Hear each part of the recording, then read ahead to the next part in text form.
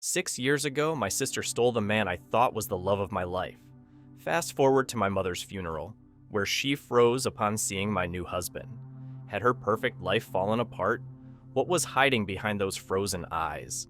Let me pull back the curtain on a story of betrayal, forgiveness, and a moment of ultimate vindication. Rebecca thought she was living the dream. She worked hard to build a successful career in marketing, had a spacious apartment in a coveted part of Boston, and wore a sparkling engagement ring that caught stares wherever she went.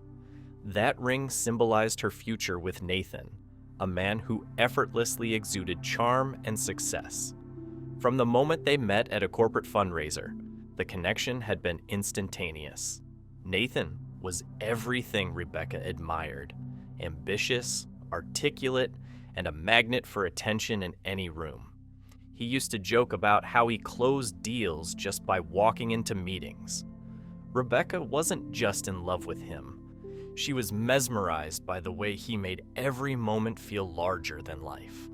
Their relationship moved quickly, much like the expensive sports car Nathan drove.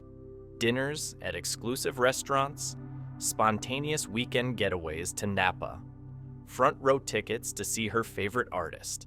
All of it swept Rebecca into a whirlwind she had never experienced before. When Nathan proposed just 9 months after they met, she barely hesitated. The moment was picture perfect. The rooftop of a luxury hotel, champagne flutes in hand, stars glittering above. Nathan had a way of making life feel cinematic, and Rebecca couldn't imagine a better leading man for her own story. But as time went on, small cracks began to form in what seemed like an unshakable relationship.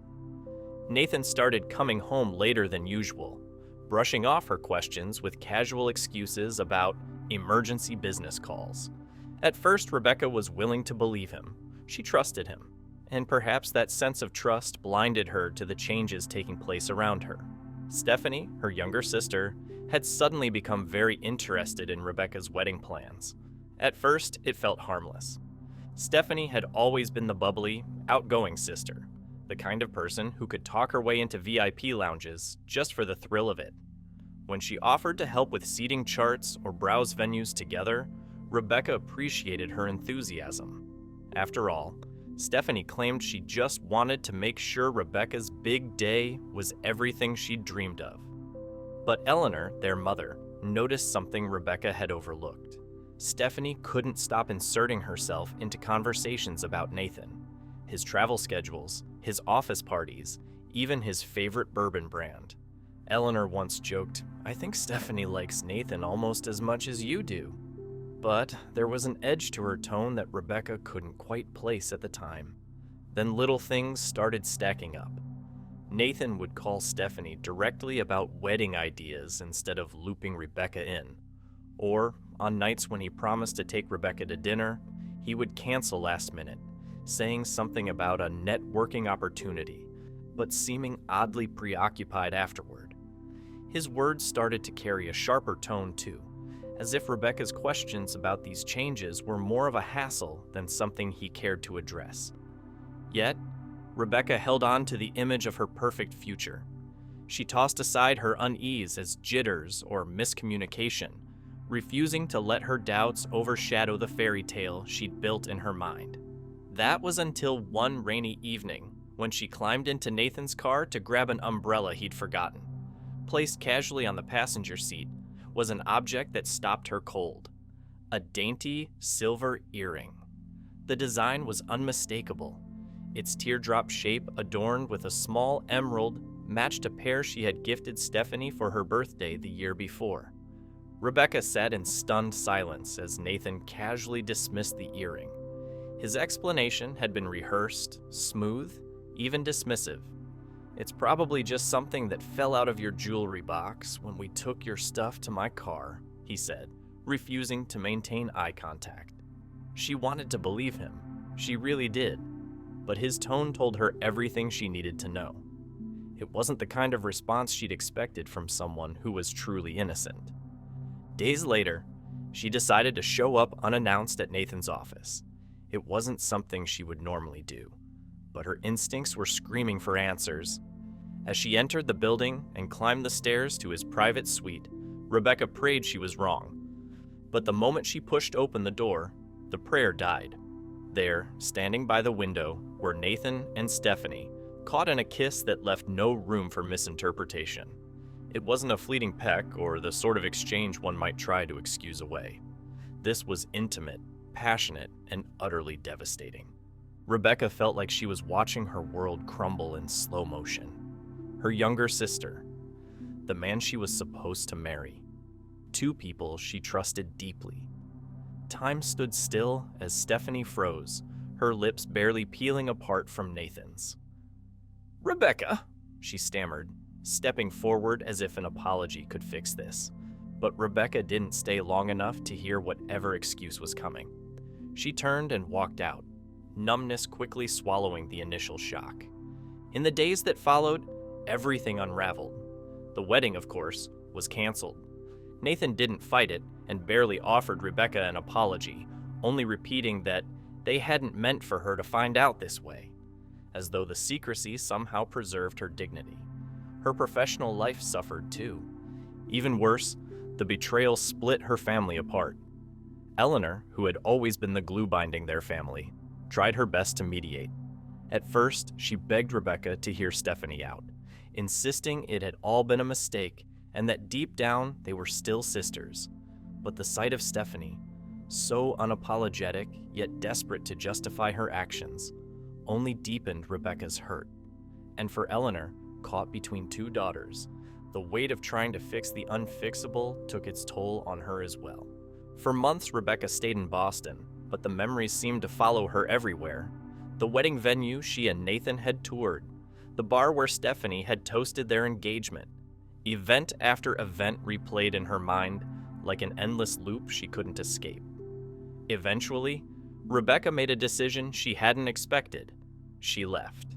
Boston held nothing for her anymore. A marketing director position in Chicago opened up as though it were waiting for her, and it felt like a sign, an invitation to start over hundreds of miles away. Her fresh start was exactly what she needed. Though she was determined to focus on rebuilding her life, Rebecca couldn't ignore the kindness of Zachary, a co-worker whose quiet admiration for her had been clear from the start. He wasn't like Nathan at all. No grand gestures, no whirlwind romance. But there was something steady and sincere about him that sparked hope. For the first time in months, she thought that love might be possible again. But the past has a way of catching up in the moments we least expect. Rebecca had no idea how much she'd have to confront it when her mother's funeral brought everyone back under the same roof. Her sister, her ex-fiancé, all the unresolved emotions, and standing by her side, Zachary, a reminder of how far she'd come since the betrayal shattered her world. The gray sky hung low over the cemetery as Rebecca stood at the edge of her mother's gravesite, clutching a bouquet of lilies. Eleanor's funeral wasn't just a farewell.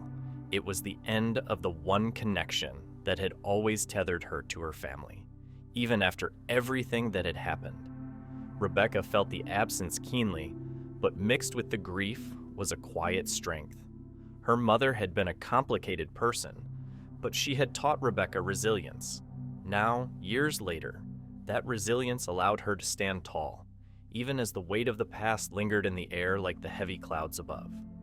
Guests murmured quietly and wiped away tears as the service unfolded. Rebecca found herself scanning the faces of those in attendance, old friends from childhood, mingling with some of Eleanor's business acquaintances. It was peaceful, almost comforting, until she heard it. A hush swept over the crowd, followed by quick whispers. She turned, and there they were. Stephanie and Nathan had arrived, walking arm in arm. Rebecca noticed how Stephanie's expensive black dress fit perfectly, her every detail polished, as if she were attending a gala rather than their mother's funeral. Nathan looked uneasy, though his posture was as stiffly composed as ever. As they got closer, Rebecca could see Stephanie's features shift when her eyes landed on Zachary. Her steps faltered, and her expression cracked, if only for a moment. Zachary stood beside Rebecca, a quiet but steady presence, his hand resting lightly on the small of her back. Where Nathan had once exuded a flashy confidence, Zachary radiated something deeper, calm, sincere admiration. It was a subtle difference, but the contrast was impossible to miss. Stephanie seemed to shrink under the weight of that comparison. Whatever facade she had prepared for this day was already starting to crumble. What followed was something Rebecca never expected. Stephanie, the same sister who had once stolen her fiancé, sat down beside her and, for the first time, looked genuinely vulnerable. She admitted everything: her regrets, her unhappiness, the reality of her marriage to Nathan. "We've been miserable for years," Stephanie confessed, her voice barely above a whisper. "He's not the man I thought he was, and I'm not the person I wanted to become." Stephanie revealed that their seemingly perfect life had been held together for appearances. Behind the scenes, Nathan's charm had faded, replaced with cold control and constant criticism. Their lavish lifestyle, she admitted, was built on mounting debt, another brick in the crumbling facade. For the first time in 6 years, Rebecca saw her sister not as the person who had stolen her happiness, but as someone broken by the very choices she had made. They sat together quietly, sharing a fragile moment of connection. It wasn't forgiveness. Not yet. But it was the start of something Rebecca hadn't believed possible. Stephanie's tears, mingled with the raw honesty of her confession, planted the smallest seed of reconciliation. Forgiveness isn't about excusing someone's actions, it's about freeing yourself from the chains of anger and blame. For Rebecca, letting go wasn't easy, but it allowed her to reclaim her life and put the pain behind her. By releasing those emotions, she made space for healing, for love, and for a future that reflected her own strength and resilience. Her story is a reminder that even in the darkest moments, there's a chance to rebuild. Take a moment to think about your own life. Are there wounds you're still carrying? Let Rebecca's journey inspire you to seek authenticity, growth, and, most importantly, peace.